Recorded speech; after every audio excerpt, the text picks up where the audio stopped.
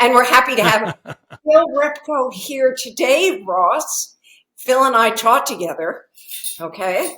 And he's quite a As I poet. know firsthand. Did you have Phil in class? I did. I remember the Board of Education. I'm trying to remember what class that was, but yes.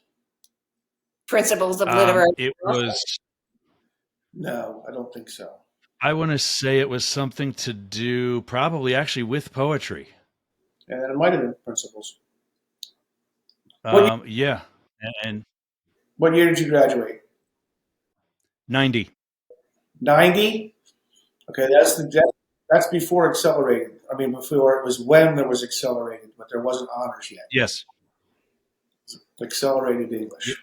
So, Yeah. So the only course that I had that was accelerated, the 4 days per week out of the 5-day schedule was Glenn Rambo for economics and Chrissy Carver for 10th grade social studies. And I do not for the life of me remember who I had for 11th. Beaver? Oh, yes, I do. Yes, I do. The other guy that was also a football coach. Wait, Rogers? Jack Rogers?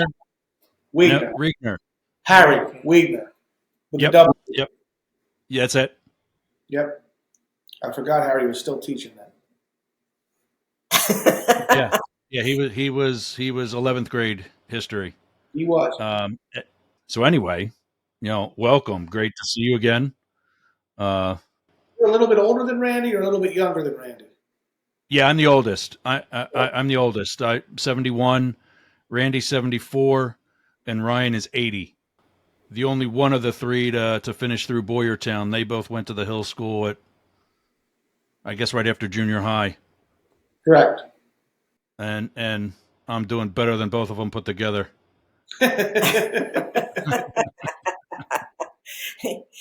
Yes, you are. Anyway, I invited Jane. Phil today. Oh, catch the fever. That was my gift from Thanksgiving. Thank you. You're welcome. Do you know that I ordered yet another bear this week? We received one earlier this week, and I ordered one this week. So we're closing into 100. I think we'll probably get there before I retire this project entirely. It's just kids having fun. Yes. It's really cool. been fun. Anyway, so I invited Phil here today because I was so impressed with the essay that he submitted to and was published on the Boyertown Area Expression this week, entitled The Measure. Mm-hmm. And I mean, what I loved about it, Phil, and we'll just chat here a moment and you fill in the blanks, but what I especially loved, I loved the whole thing. It was absolutely so beautifully written and so inspiring. And I rarely get teary-eyed anymore when I read something. You brought tears to my eyes. And what I really especially loved were all your references to Wordsworth's Tintern Abbey throughout the end of the piece.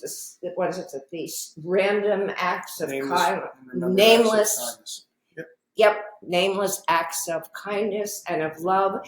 And there was another phrase in there, the best measure of a... Best portion. No. How best does that portion go? of a man's life. There you go. That's it. There you go. There were so many references to William Wordsworth's poem, Lines Written Above Tintern Abbey, I believe was the entire title. Anyway. I think you're right, but honestly, I'm not positive. It's just a line that was, it's always in my back pocket. So. Anyway, can you talk a little bit about what inspired that particular piece from you, or the process of it, or, any reactions that you've gotten besides mine? Well, since it's I didn't get a whole lot of reactions. It started post Bob Hilligus there you go. memorial service. The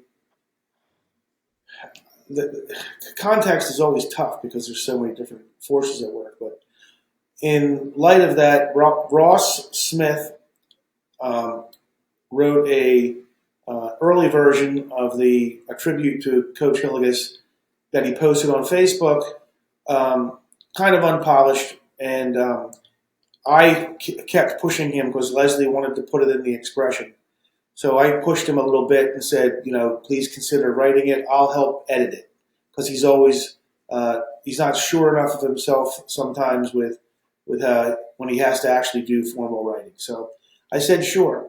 And after that happened, he did a fantastic job. He got accolades up and down the sky, and I polished up a couple periods. I mean, no kidding. It was, yeah. So after that, I didn't want to end up making the series of observations or whatever ruminations to be limited to Bob passing away, although that was, that would have been enough. It's that there's been a steady succession, and you can go back, maybe 20 years from now, there'll be the next generation of people who are prominent little town figures, but they're incredibly critical to the town. So just in the last year, I could have gone back a little bit and had Fred Endy in there, people from school. I think a year before that was Marcia Brumbach.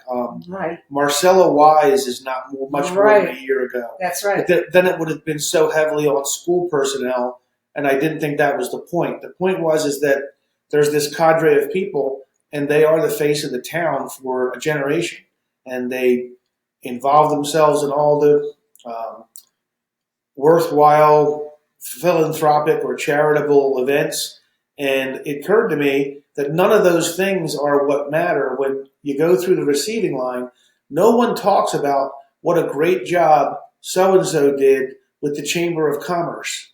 No one talks about, even though those things are important, like it's not that they're not important. That was the vehicle by which they could do something that was way more important, one-to-one.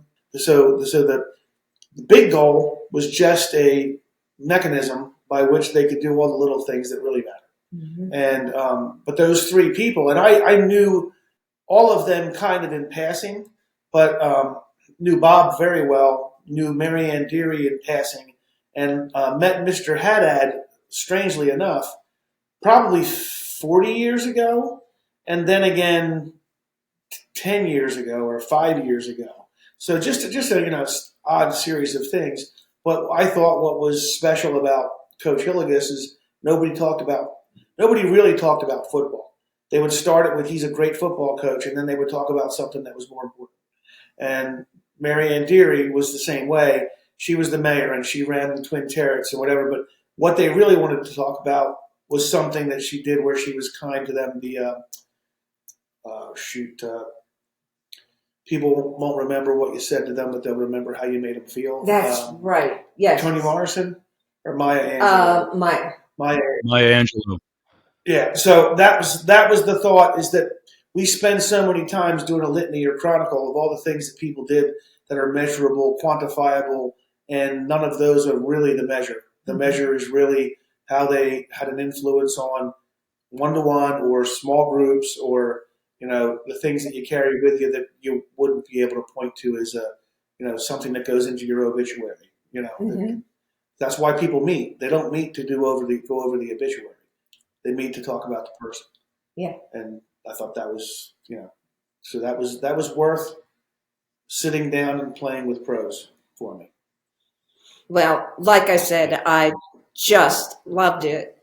And it did, reach across everybody's lives, I think. It was a very broad statement and reminded us, and this is what, Phil's final paragraph, and I'm going to read it, or you can read it. Yeah. Okay. Anyway, in his final paragraph to this essay, Phil writes, "The goal then is to stand as a pillar to your village, your town, your co-workers. If your constitution is not to be such a weight-bearing component, then serve as the welcome committee. Assume a role as the one who champions causes, or be the voice of music and celebration. Be a difference maker by helping others to make a difference. When the tallying is completed, the personal and individual gifts will be the only measures that really matter.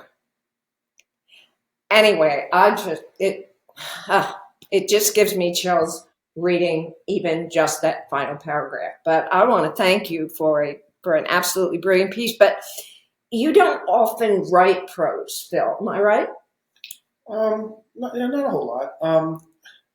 Historically, I probably wrote more prose over the years than I did anything else. But for the last, I don't know, 10 at least, it's been almost all poetry. Yeah. So, well, tell our audience a little bit about your poetry, because what I have read of it, and Phil has contributed to Studio B's books of prose and poetry and art since we began, I'm certain. Yeah.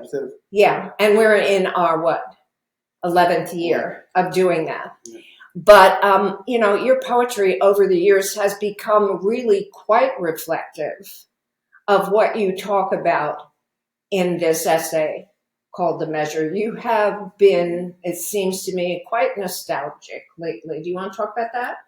I'm not sure that, I don't know that nostalgic is the right thing. I think I've always been that. But I get your point. What has come out lately is once a year, my two sons and I get together and we do a round robin. For instance, it doesn't always work that way, but I'll write the first poem for April 1st, and one of the two will write the poem for April 2nd because it's poetry month. And they both dabble and have fun with it. And some years it's been really, we pick a theme, and other years it was just you play off of whatever the poem was the day before, and you try to write a poem in a day. So it's been all over the place. But I think because grandkids started coming 7 years ago, the perspective has changed so that, when I was 40 and I was writing things, I was highlighting when I was 10 or when I was 15. So I don't know that anybody thinks about that as nostalgic. When you get to be an old person, then they call it nostalgic. But where things fit in the timeline, I think has been pretty constant. Whatever. If I could ever get to the point where my things were published, in mass, I think that the theme, I never did it on purpose, but I think the theme that will be the one that is pervasive, or the motif, is time. Okay. You get one chance, and you don't. There's no such thing as a do-over. Sometimes there's a make amends, but you don't get. There's no such thing as a do-over. You get it right or you don't get it right, and so for good or for bad, you find out that there's lessons that you passed on to your kids. And again, I hit that point where I started hearing those lessons from my kids. But the fun ones are the ones you didn't know you were exactly teaching. Mm-hmm. So my kids, I tell this story, I've told it a bunch of times. Each of my kids called from college after the fourth night or the fourth time that they were the one who got the call at 2:00 to rescue somebody who was drunk and couldn't function. And they all would call, "Why am I the one? Why do I always have to?" And I said to the first one, "You're welcome," and I hung up the phone. And the next morning, and he said, what did you do that? I said, "You're the one that will go. They call you because you're the one that's going to show up. And you're trying to do you have in your head, the litmus test is what's the right thing to do." So all of them, every one of them called me at one point or another. "How comes I'm always, saving somebody? How comes?" And I said, "You're welcome." Mm-hmm. That's a lesson that I didn't intend to teach, mm-hmm. but you were doing the right thing. You put other people in front of yourself, and you tried to make sure you could help where you could help. That's pretty inspiring, buddy. Well, it was awesome. It makes you feel great because I never sat down and said, "You know what I'm going to teach my children?" Yeah. But now you must have had a plan of some kind. No. Again, Ross, you don't know me in this context. Jane does, and I'm not sure how to crystallize it or make it simple. But I am a cynical idealist. Yeah. Okay. At the same time, and that's the worst combination, because you know that there's only one good, true, right way to do it, but you also know they're going to screw it up. And That's what the cynical idealist does. There's, and my kids, they demonstrate, I did not intentionally teach this, but figure out what's the right thing to do and then do that. And then you have to be comfortable with yourself because you're going to be wrong. But don't make the call until you in your head have said, this is the right thing to do. And then be willing to put up with the mistakes that you make because you're going to make them, Have you made a few? Oh, sure. I was talking about it with my youngest today. He had a job with Bristol Myers Squibb. He was laid off because that's what I don't know, Ross, if you're familiar with the PR firm McKinsey. When McKinsey comes to town, they say lay off mass, get lots of cash, push up your stock market, and then start hiring people, so that you're ready for the next wave. He got laid off, looked for a job, didn't like what he had, bunch of different reasons, and he's back at same job in a different role. So he's now he was the marketing, trying to think he was in charge of the marketing campaigns, basically analytical, logistics, evaluating the marketing strategy and how it was deployed and the successfulness thereof. But that department was completely abandoned. It exploded. He's still there, and that's still his expertise, but now he's doing it through the IT department. As if they're going to automate the AI. So he calls me, and he's just on a rant. I told him, you need to record this because it's funny. Like I could see Sebastian Maniscalco, him on stage and ripping his shirt off or whatever. Who the guy is? Is that Kreischer who takes his shirt off on whatever, the one comedian? But I could just see him on a rant talking about all the frustrations that go with his job because he's trying to explain to IT people that marketing and this whole process is an art. It's not just about efficiency. He's telling me on the phone stuff I really don't understand, but about suppressions and rights, and you can't just market things to people and then not give them a way to opt out. There's all these different things, and he reminds me of me. Like all the stuff that I did wrong when I was not happy with the environment I was working in. Half of it was destructive and half of it was productive, and I couldn't tell the difference at the time. He's way ahead of me. He's figuring out how to make most of his rants productive. Wow. And so, I told him, I said, I'm really proud of you. You're not repeating some of the really, really dumb things where I alienated people and, made my job harder because I was too upset or annoyed by whatever it was that I wasn't happy with. And, but anyway, so. Now, do you recognize what you have become and thus what you have transferred to your children as something that your father gave to you? Oh, that's not good. Oh, that's why I am. No. My dad I have many traits in common with my dad. My dad was, I would say, 50-50. For every really fantastic, wonderful trait that he had something that was awful and debilitating. He was a tough cookie. So, was he a cynical idealist? I know. I don't think he was. He was probably an idealist. He was a defeatist, which I think is why I don't want to. I'll go with associations and things that I have in common, but I'm not sure if that's a good one because he wanted to do the get-rich-quick scheme and have everybody love him, and he was very much a people person. But he was also perpetually unhappy and incredibly difficult to deal with or to work with.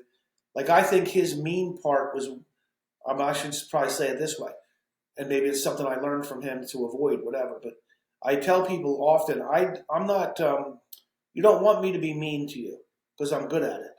Like I always, true. I am not mean by nature. I am, and I'm not warm and fuzzy ever, but when I perceive I've run out of energy for you or patience, I become a really, really good mean guy. And so what I expect is going to be a kiss off, get out of my face response does way more damage than that. Right. So I really avoid those, turning it into, I've had enough of you and I'm going to fight back. I try not to do that. Yeah. Good for you. Yep. Yeah, because it's hard. I mean, the response to those outbursts are always way beyond what I expected to be the objective or the purpose. So, well, I think people recognize how intuitive you are and how smart you are. And so whatever you say matters. that's an awful big hat to wear. Well, that's my impression. Wow. Thank you, I guess, but no. Yes, that was a compliment, by the way. I will say this: I have people that I've had associations with on Facebook or in social media, whatever stuff, who I know, and not all of them, but many of them, they've written it off because their interpretation of it is, "I'll never admit that I'm wrong," and that's not true. I'm wrong all the time. It's that I'll never admit until you show me a reason to believe that I need to rethink. Yeah. If you can't give me a reason to rethink, I'll assume I'm right. Well, You your Facebook posts, particularly, what shall we say, addressing some of the political ideas, are very interesting to read. I hope so. And I mean, you don't hold back. No, I said, but there's a thing. I think I'm polite to the people that are on there to a degree that they sometimes don't deserve. Correct. So, and I'm not trying to win them over with honey. It's just, in my head, if I resort to the kiss off and I decide to be mean, they will not engage with me ever again. Have you experienced that? Yes. Yeah. So there's a couple. Because there's still people who come at you. Yeah, it's okay. Yeah. Hey, it's entertaining for you. Oh yeah, I have so little emotional import into any of that. It's all. I mean, people. Not that I never get upset about stuff. I do, but when those things go on Facebook, the exchanges or dialogues, it is 99.9% me playing. Well, I don't remember it quite that way during the, what was it, 2016 election. Oh, no. You were way more, it seemed to me, emotional. Oh, yeah. With absolutely the choices at that time. In which direction? I'm not sure what you mean. I have no filter, so just ask the question. Trump's embarrassment, the fact that he ever held power in this country, is an absolute embarrassment and a destroying element to the country. Agreed. But Jane told me that you're not exactly a fan of Hillary Clinton either. No, I voted for Gary Johnson, and again, it was that particular election. I voted for Gary Johnson because, in my head, Trump was pathetic and had no right. He wasn't qualified to be a leader of anything, as it appears right now, including his own company. Hillary Clinton, I think, had, we'll call it negligence, but I think she had fallen into the trap of doing things that were politically expedient for her and to her good end at the expense of doing right by the country and the role that she was playing. So, and it was, Benghazi was part of it, and Emailgate and all of that. I didn't care one bit that they were using private servers. It was the give the country the finger as a response to using private email servers. Our government set up that you're supposed to have people with honor and integrity in charge, and she didn't show that to me. So she was no better. That is probably the biggest tragedy.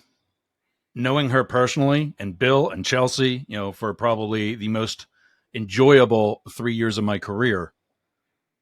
And I know other people who would say the same thing.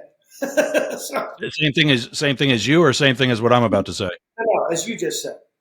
Yeah. Okay. So, and that's to what you just said. To what I agree with is that I always say it that the thing she did poorly on was managing her own reputation. Everybody always asks me, is she really a bitch? And no, she's actually a sweetheart. But nobody knows that. Right. She's actually very funny.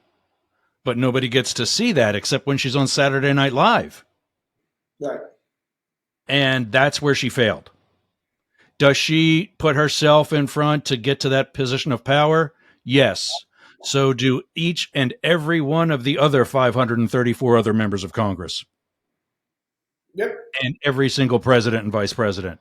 So, like, your problem is not with it being on the server. My problem is not her doing what she has to do. My problem is where she failed. Well, I'll give you the other element. I know some people decided that she must be a bad human being because she forgave Bill, and I'm like, that's one of the redeeming qualities that I have for her. Yes. You know what I mean? I would say no. I never would say a negative thing about whether or not she's intelligent. I think she's very bright and capable and accomplished and so forth. But I think what I saw was whether it was the Clinton Foundation in the end or the Benghazi thing. Again, probably a momentary gaffe, but to come off with who cares, or I forget how it went. At what at this point does it matter? That these four people, well, they were telling you for months that it mattered. So that can't be a phrase that comes out of your mouth under those circumstances. You have to go back and continue to do the gracious. We lost important people. The things that you need to say when you're a leader. And so again, just to comment on the comes off as a bitch. That's where she came off as a bitch, even though she was heroic with 11 hours of testimony, you know what I mean, with nonstop. I give her kudos for that. But what came out of that 11 hours was what difference at this point does it make? It's like, come on. I see what you're saying, but when she comes off as a bitch, she's a bitch. If Bill would have been sitting in that seat, he would have been a leader.